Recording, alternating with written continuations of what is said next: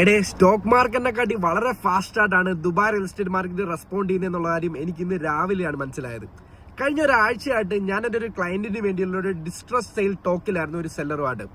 പുള്ളിക്കാരന്റെ കയ്യിരിക്കുന്ന property OP പ്രൈസിന് കൊടുക്കാൻ റെഡിയായിരുന്നു. ഏകദേശം 6.5 മില്യൺ വരുന്ന ഒരു ഇൻഡിപെൻഡന്റ് വില്ലയായിരുന്നു. അതുകൊണ്ട് തന്നെ കഴിഞ്ഞ ഒരാഴ്ചയായിട്ട് പുള്ളിക്കാരൻ പറഞ്ഞത് എനിക്ക് OP പ്രൈസ് മതി, അതിൽ കൂടുതൽ വേണ്ടാന്ന്. എന്റെ ബയറും ഓക്കെ ആയിരുന്നു മേടിക്കാൻ വേണ്ടി. പക്ഷെ ഞാൻ ഇന്ന് രാവിലെ പുള്ളിക്കാരനെ വിളിച്ചപ്പോൾ പുള്ളിക്കാരൻ പറയുവാണ്, റോണി സീസ് ഫയറും കാര്യങ്ങളൊക്കെ ആയില്ലയോ, അതുകൊണ്ട് തന്നെ എനിക്കിപ്പോൾ 6.5 മില്യന് വിൽക്കാൻ താല്പര്യമില്ല, ഒരു 7.5 മില്യൺ, 1 മില്യൺ കൂടുതലുണ്ടെങ്കിൽ ഇപ്പം വിൽക്കാമെന്ന്.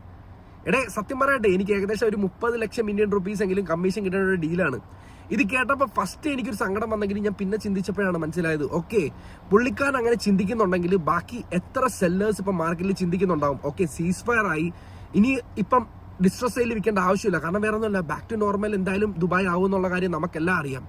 സത്യം പറഞ്ഞാൽ സങ്കടമുണ്ട്, സന്തോഷമുണ്ട്, കാരണം വേറെ ഒന്നുമല്ല, മാർക്കറ്റ് എത്ര ഫാസ്റ്റ് ആയിട്ടാണ് റെസ്പോണ്ട് ആവുന്നത് ഇങ്ങനെ ഒരു സിറ്റുവേഷന്. സോ അതുകൊണ്ട് തന്നെ നിങ്ങൾ മനസ്സിലാക്കേണ്ട ഒരു കാര്യമുണ്ട്, നിങ്ങൾ ദുബായിൽ ഒരു പ്രോപ്പർട്ടി ഓൺ ചെയ്യുന്നവരാണെങ്കിൽ ഒരിക്കലും അത് വെച്ച് ഗാമ്പിൾ ചെയ്യരുത്. ഇങ്ങനെ ഒരു സിറ്റുവേഷൻ വരാൻ നേരത്ത് നിങ്ങൾ ആ ഒരു പ്രോപ്പർട്ടിയെ ട്രസ്റ്റ് ചെയ്ത്, അല്ലെങ്കിൽ ദുബായ് ഗവൺമെന്റിനെ ട്രസ്റ്റ് ചെയ്തിട്ട് ആ പ്രോപ്പർട്ടി ഹോൾഡ് ചെയ്യുക. ഇങ്ങനെ വിറ്റ് കളയാൻ വേണ്ടിയാണെങ്കിൽ ഒരിക്കലും നിങ്ങൾ ദുബായ് റിയൽ എസ്റ്റേറ്റ് മാർക്കറ്റിൽ കാശ് ഉണ്ടാക്കത്തില്ല, ട്രസ്റ്റ് മീ.